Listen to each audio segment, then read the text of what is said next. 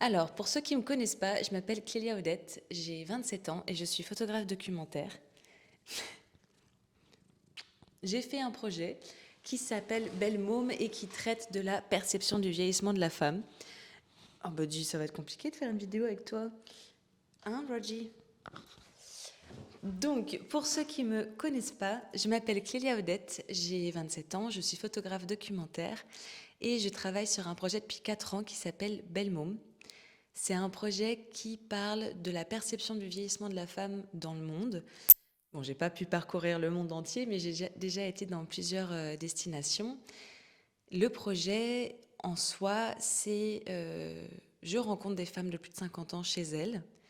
On parle énormément et ensuite je les photographie. Donc majoritairement dénudées, mais ce n'est pas une obligation. Et je pense que je vais y revenir parce qu'il y a une question par rapport à la nudité. Mais en soi, voilà, c'est ça le projet. Et il a eu beaucoup de succès au niveau de la presse, de la radio, de la télé. Et j'en suis très fière. Et je vais du coup répondre aux questions que vous m'avez posées sur Instagram. Alors, la question qui revient le plus souvent est comment as-tu trouvé tes modèles? Alors, j'ai pris 1 an pour trouver la toute première femme qui voulait bien participer au projet. Pendant ces 1 an, j'ai même carrément mis des annonces dans la rue et évidemment ça n'a pas marché. Et c'est vrai que quand on pitch le projet à des inconnus, ça fait un peu peur. Donc je comprends que j'ai trouvé personne en 1 an. En soi c'est normal, c'est pas très fréquent comme projet on va dire et ça peut être très intimidant. Donc la première que j'ai trouvée c'est une modèle vivante à Paris. Euh, Elle avait à l'époque dans les 72 ans je crois, 72 pour les Belges. Et donc, elle était habituée à la nudité et était donc très à l'aise pendant le shooting. Ce qui est aussi assez chouette, c'est que pour avoir accès au lieu où je l'ai photographiée, j'ai dû moi-même poser nue en tant que modèle vivante parce que c'était dans un atelier. Et je trouve ça assez marrant de me dire que j'ai commencé le projet en étant moi-même nue en premier. Je trouve que c'est assez poétique presque. Donc voilà, donc j'ai pris 1 an pour trouver la première femme. Ensuite, j'ai eu des photos que je pouvais montrer à d'autres personnes qui se sont du coup aussi rendu compte qu'il ne s'agissait pas de nudité érotique, mais plutôt de nudité documentaire où il s'agit du sujet et de son environnement et pas de ce qu'on a l'habitude de voir. Et donc, il y a eu plus de femmes qui sont venues vers moi et qui ont envie de participer. Mais ce qui m'a beaucoup aidée, c'est les premiers articles. Les premiers articles, avec les premières presses, notamment pour le Vice Belgique et Mademoiselle à Paris. C'est ce qui a fait en sorte que j'ai reçu, mais alors des centaines de messages de femmes qui voulaient bien participer.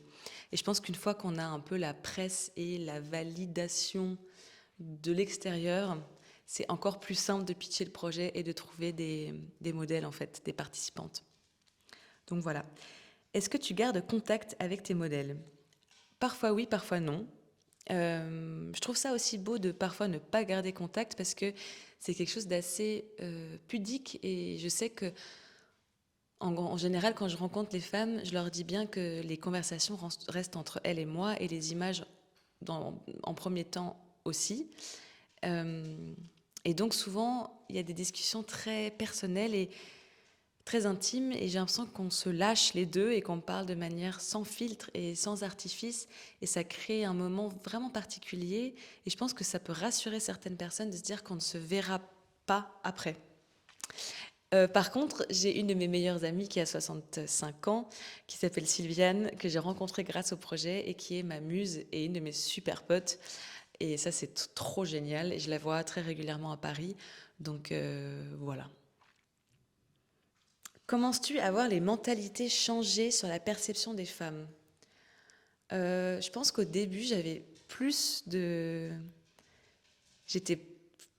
Comment dire? J'étais plus en confiance avec l'avenir, tandis que là, ça a malheureusement changé parce que je me suis rendu compte à quel point on faisait beaucoup d'argent avec, encore une fois, le mal-être des femmes et le vieillissement.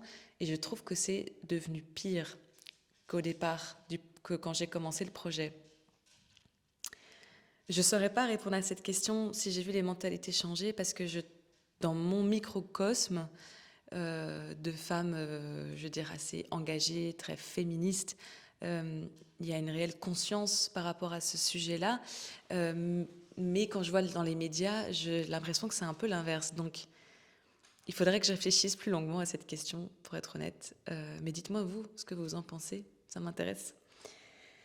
Comment gagnes-tu la confiance des femmes? Il n'y a pas à gagner une confiance de femme. Elle est là ou elle n'est pas là. Et elle s'instaure de manière naturelle. Et je n'ai pas de tips à donner à ce niveau-là parce que il n'y a pas de tips à donner. Il faut être soi-même, euh, parler de manière très honnête et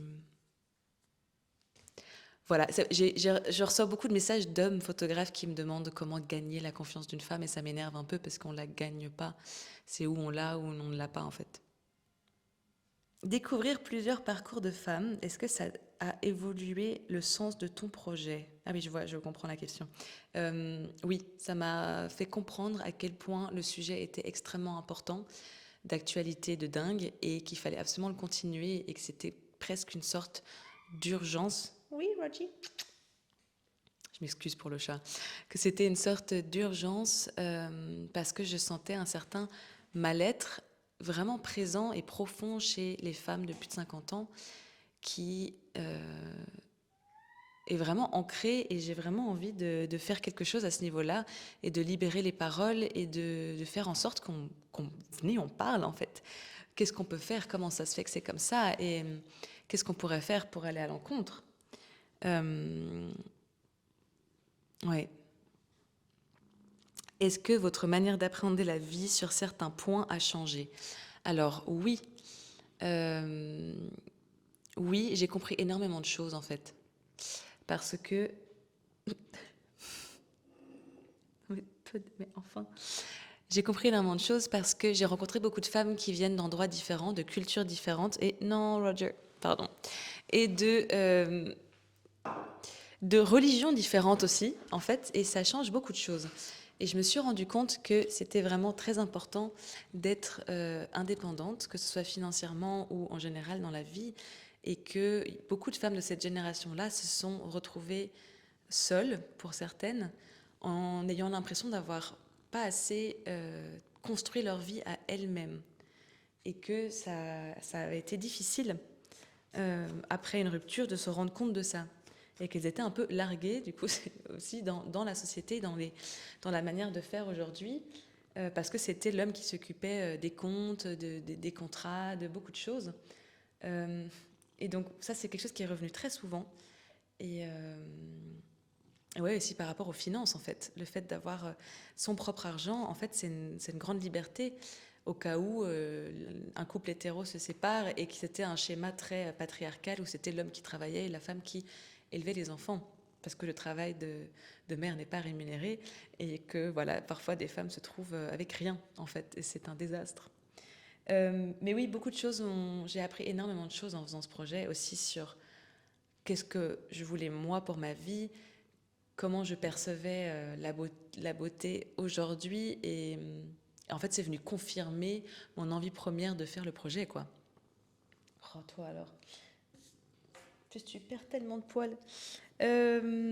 Ensuite, j'ai envie, voilà, j'ai noté des notes par rapport à ce que j'ai capté moi. Bon, attendez, je vais enlever le chat. Attends, Roger, je t'aime très fort. Mais... Ce que j'ai remarqué très particulièrement en faisant le projet et qui a été une très belle découverte et j'ai eu l'impression de tenir de l'or dans les mains et d'avoir découvert un secret de dingue, j'ai remarqué qu'entre elle et moi, donc j'avais 23 ans quand j'ai commencé le projet, il n'y avait pas énormément de différence. Je me suis rendu compte qu'on avait les mêmes envies, les mêmes fantasmes, les mêmes envies, même dans nos vies sexuelles ou dans nos envies de carrière, dans nos envies de... En fait, c'est comme si pendant très longtemps, on avait dit aux femmes de plus de 50 ans, vous allez appartenir à ce moule-là, correspondre à ce moule de mère, de grand-mère, de femme d'eux. Et en fait, c'est comme si elles s'étaient perdues, pour certaines, en cours de route, à force de correspondre à ces codes, en fait. Et si on enlève ces codes-là et qu'on parle de manière très franche, on a les mêmes envies, en fait. Et ça ne change pas en fonction de l'âge. Ça change en fonction des cultures et de l'éducation des personnes, mais c'est pas l'âge. Et ça a été une très belle découverte pour moi de me rendre compte que, par exemple, je vous redonne l'exemple de Sylviane. Parfois, quand on passe nos journées ensemble, j'ai l'impression d'être avec une pote de 15 ans. On se marre, on fait les 400 coups ensemble, c'est vraiment trop génial. Et en plus, on s'apporte l'une à l'autre un savoir très différent et qui est super important. Et donc, je soutiens le fait je le dis très fort et très souvent, qu'il faut absolument cultiver les relations intergénérationnelles. Parce que c'est que du bénéf. C'est juste trop génial. Donc, faites-le. Euh, je me suis également noté que voilà, l'indépendance était très importante et pas aussi évidente à mettre en place, mais c'est quelque chose que, d'après moi, il faut vraiment venir travailler et se pousser à mettre en place. L'indépendance financière, émotionnelle, le fait de pouvoir se gérer seul, je pense que c'est très important, surtout de nos jours. Donc j'ai aussi noté qu'on se perdait énormément dans ces moules, dans ces boîtes auxquelles il faut correspondre. Et je pense qu'il faudrait que j'en dédie une vidéo entière à ça, parce que j'ai plein d'exemples, et je pense que c'est très important d'en parler de manière décomplexée et dans une optique de vouloir juste comprendre comment la société fonctionne, comment on nous a conditionnés et qu'est-ce qu'on pourrait faire pour essayer de sortir un peu de ces moules. Je pense que c'est plus simple pour l'humain en général de mettre les gens dans des moules parce que c'est plus simple à comprendre et que on sait, tac, Christiane, c'est la femme d'eux, la mère d'eux, la grand-mère d'eux, s'il y a eu des enfants.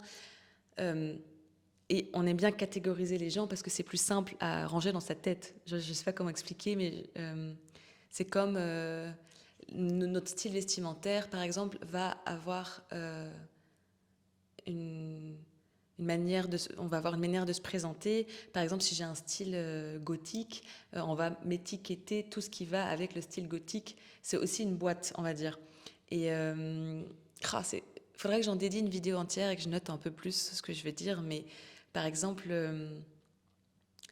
quand j'étais adolescente et que j'avais du mal à correspondre au code de la féminité, je ressemblais un peu à un garçon, et du coup cette expression garçon manqué, et on m'a tout de suite étiquetée en tant que, bah alors elle doit être lesbienne. Alors déjà peut-être pas, on s'en fiche, mais on étiquette les gens très facilement en fonction de leur apparence, de leur classe sociale, des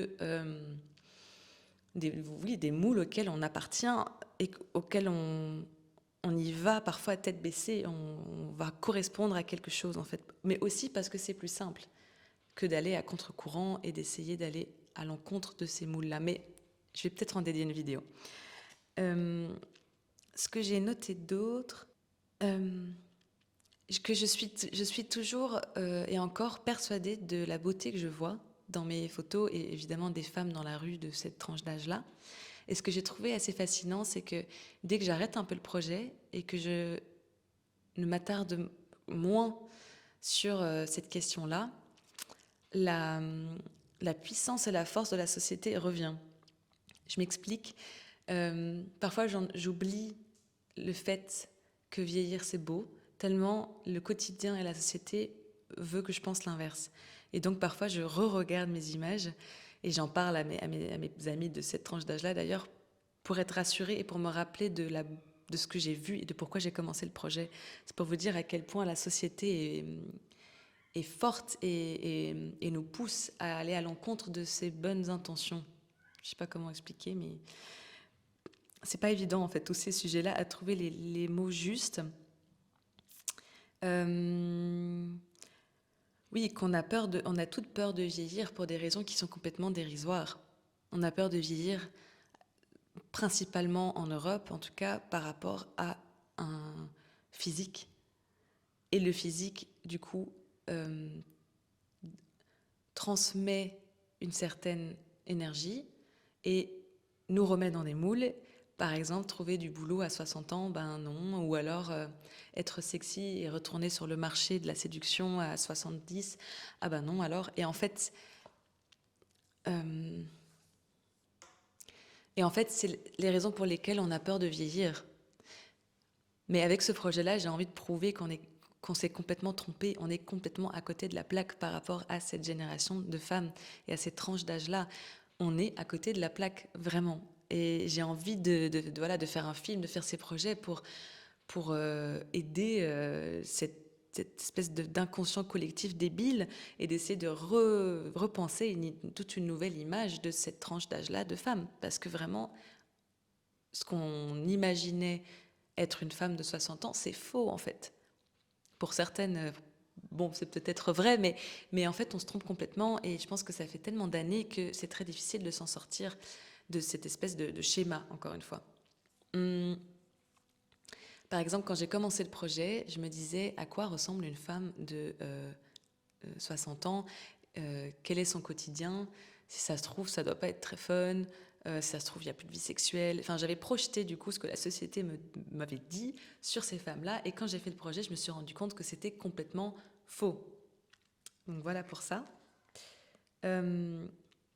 J'ai aussi remarqué que chez les femmes en couple hétéro, c'était beaucoup plus dur que pour les femmes lesbiennes ou même seules. Que la pression du corps était beaucoup plus fort dans les couples hétéros avec un regard masculin sur soi. Et souvent, c'est les femmes elles-mêmes qui se mettent ces pressions-là plus que l'homme. Mais il y a aussi évidemment les hommes, les maris qui mettent des pressions monumentales sur le fait qu'il faut être belle, sexy, désirable, une bonne mère, faire une carrière. C'est pas possible. Et du coup, il y a beaucoup de burn-out et de dépression parce que c'est juste impossible. Mais du coup, j'ai remarqué que dans les couples hétéros, les femmes se sentaient moins bien que dans les couples lesbiens. Et je trouve que ça pose beaucoup de questions. J'ai noté qu'on endurait beaucoup trop en général dans la vie. Là, je parle de la vie d'une femme.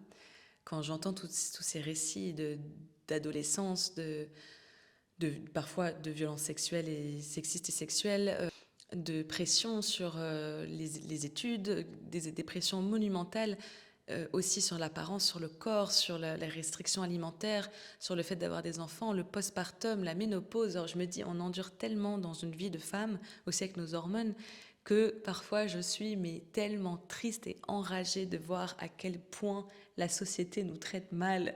C'est une dinguerie et on s'y habitue et donc on essaye d'accepter certaines choses.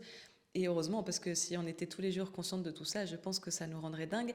Donc j'ai envie quand même qu'on conscientise ça pour qu'il y ait un espèce de mouvement collectif qui est déjà en train de se créer aujourd'hui d'ailleurs, avec toute la vague MeToo et tout le féminisme et tous les ouvrages et tous les films qui débarquent. Mais je trouve que c'est vraiment important d'arrêter avec cette pression collectivement en fait. De plus s'écouter et suivre ses intuitions et de se dire waouh, là ça va trop loin en fait. J'ai remarqué aussi beaucoup de féminisme washing depuis que je fais le projet.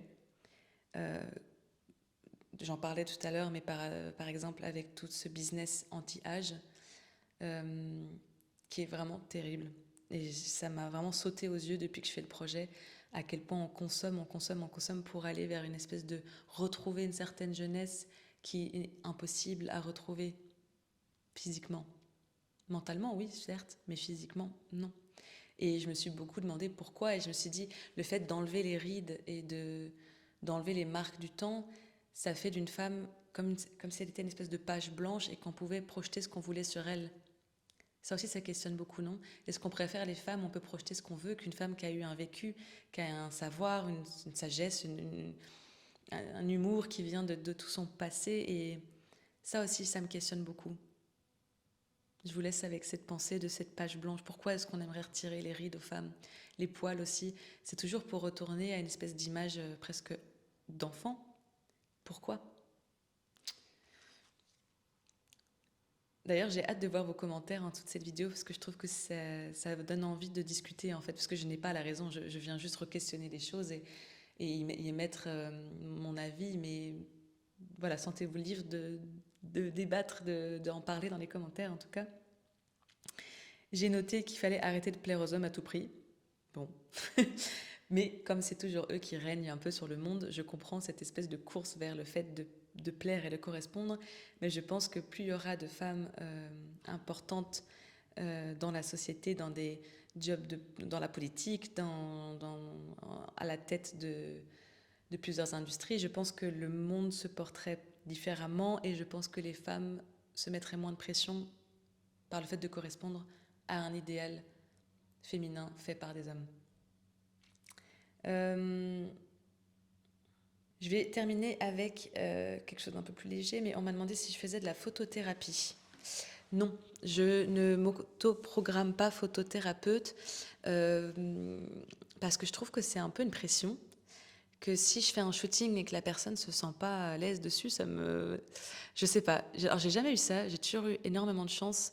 Quand j'envoie mes photos, en général, les femmes se sentent elles-mêmes et belles. Parfois, elles prennent un peu de temps à vraiment se regarder et je trouve que c'est important. Donc, il y a un aspect thérapeutique à Belle Môme, c'est certain. Mais je ne vais pas m'appeler photothérapeute parce que c'est pas mon but. Mais par contre, je suis ravie de constater qu'il y a effectivement un point très positif au fait de se faire prendre en photo, même dénudé, pour se réapproprier son corps et pour travailler son image et se voir réellement. Il y a aussi une dernière petite chose, mais on m'a beaucoup demandé pourquoi est-ce que les femmes ne souriaient pas sur mes photos. Et la réponse est tout simplement qu'on ne demanderait pas à un homme de sourire sur des photos. Je pense qu'on demande beaucoup aux femmes de sourire. Et comme je viens d'une école de photographie documentaire, je ne sais pas si vous connaissez Auguste Sander, qui est un photographe qui vient de Cologne d'ailleurs, mais je ne sais plus en quelle année exactement, mais il a fait toute une série de portraits d'ouvriers, de fermiers. Et en fait, j'ai grandi avec ces codes du documentaire-là. C'est donc mes études. Et j'avais vraiment envie de montrer une femme telle qu'elle est dans son environnement, sans faire un duck face, sourire ou se mettre dans des positions qui correspondent aux normes érotiques sexy de la femme. Donc pour moi, c'était vraiment tout un challenge de travailler mon female gaze et d'essayer de re-questionner ça. Et surtout, quand une femme ne sourit pas, on voit les traits de son visage. Et je trouve que ça en dit beaucoup et ça raconte beaucoup. Et je trouve que c'est magnifique. Voilà, je vais m'arrêter là parce que je pense que la vidéo est assez longue. Dites-moi si ça vous a plu, si vous avez d'autres questions et n'hésitez pas voilà, à partager votre avis dans les commentaires. Ça me plaira beaucoup de vous lire. Et voilà, je vous souhaite une très belle semaine. Profitez du beau temps. En tout cas, chez moi à Bruxelles, il fait beau et ça fait trop du bien. Je vous embrasse et à la prochaine.